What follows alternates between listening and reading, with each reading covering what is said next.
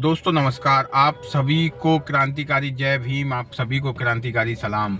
एक महत्वपूर्ण विषय पर आपसे चर्चा करना चाहता हूं। मध्य प्रदेश के दतिया जिले के इंदरगढ़ तहसील में आज एक बहुत ही शर्मनाक करने वाली घटना सामने आई है, जहां कुछ दलित समाज के लोग, पिछड़े समाज के लोग प्रदर्शन कर रहे थे। उन पर मनुवादी सोच के लोगों ने, ब्राह्मणवादी सोच के लोगों ने, जो संविधान पर विश्वास नहीं रखते हैं, जो मनुस्मृति को मानने वाले हैं, वो चुनिंदा लोगों ने, उंगलियों पर गिने जाने वाले लोगों ने दलित समाज के, पिछड़े समाज के लोगों पर, जो है बहुजन समाज के लोगों पर पत्थरबाजी करने का काम किया है, पत्थर फेंकने का काम किया, उनका विरोध करने का काम किया। असल में पिछले कुछ दिनों से एक घटनाक्रम चल रहा है, जिसमें कल शुरू हुई एक यात्रा जो हिंदू राष्ट्र बनाने के लिए चालू हुई है। वो उस यात्रा जो बिल्कुल गैर संवैधानिक तौर पर की जा रही है, जो कि इस देश को बांटने के लिए, एक तरीके से बांटने का प्रयास वो यात्रा कर रही है, इस देश के विभाजन करने का प्रयास कर रही है।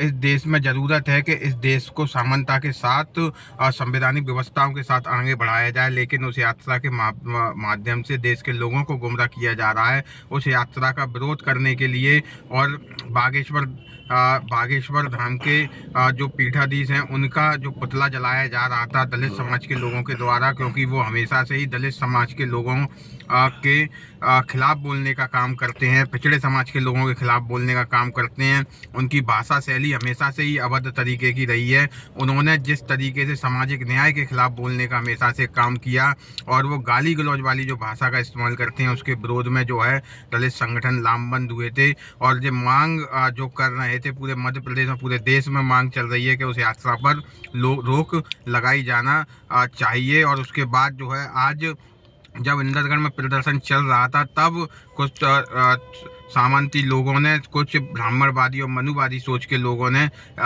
पत्थरबाजी करने का काम किया। हमारा सवाल है, पहली बात तो हम ये निवेदन करना चाहते हैं सभी लोगों से कि सभी लोग इस देश के रहने वाले हैं, इस देश के निवासी हैं। इन सभी लोगों को शांति बनाकर रखना चाहिए और आपसी भाईचारे के साथ और अमन के साथ रहना चाहिए। प्रत्येक जाति के व्यक्ति को, प्रत्येक धर्म के व्यक्ति को कोई अधिकार नहीं है कि किसी के खिलाफ जो है द्वेष भावना से भड़काऊ बात कर सके। और ये एक तरीके से गैर संवैधानिक है और कानून का उल्लंघन करने वाला है। हम सभी से शांति की अपील बनाए रखने की बात करते हैं, निवेदन करते हैं, क्योंकि हिंसा से किसी भी प्रकार का विकास नहीं होता है। हिंसा से सिर्फ नुकसान होता है, जातियों के नुकसान होते हैं, लोगों के नुकसान होते हैं, आपसी वैमनस्यता होती है, आपसी भेदभाव होता है। इसलिए शांति बनाने की अपील करते हैं। और जिन लोगों ने पत्थर फेंके हैं दलित समाज के लोगों पर, पिछड़े समाज के लोगों पर, बहुजन समाज के लोगों पर,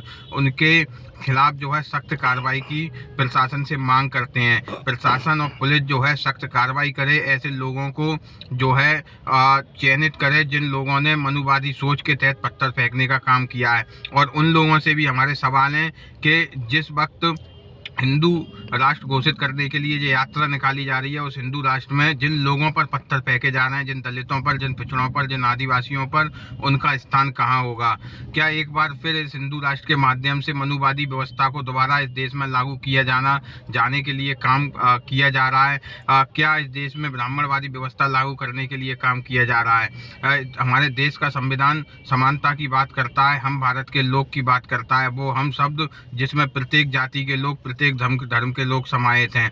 तो उस हर शब्द को के खिलाफ जो यात्रा हो रही है, इसलिए इस यात्रा पर भी रोक लगाई जानी जरूरी है। और जो लोग यात्रा का विरोध कर रहे थे, उन लोगों पर जो पत्थरबाजी की गई है, उनके खिलाफ भी जो है, पत्थर फेंकने वालों के खिलाफ भी प्रशासन को, पुलिस को कार्रवाई सुनिश्चित करना चाहिए और ऐसे यात्रा पर भी रोक लगाई जानी चाहिए, ताकि इस देश में समानता का भाव बना रहे, संवैधानिक व्यवस्थाएं बनी रहें, लोकतांत्रिक व्यवस्थाएं बनी रहें, दलित पिछड़े आदिवासियों की अस्मिता बनी रहे, और इस देश में जो है मोहब्बत बनी रहे, भाईचारा बना रहे, अमन बना रहे।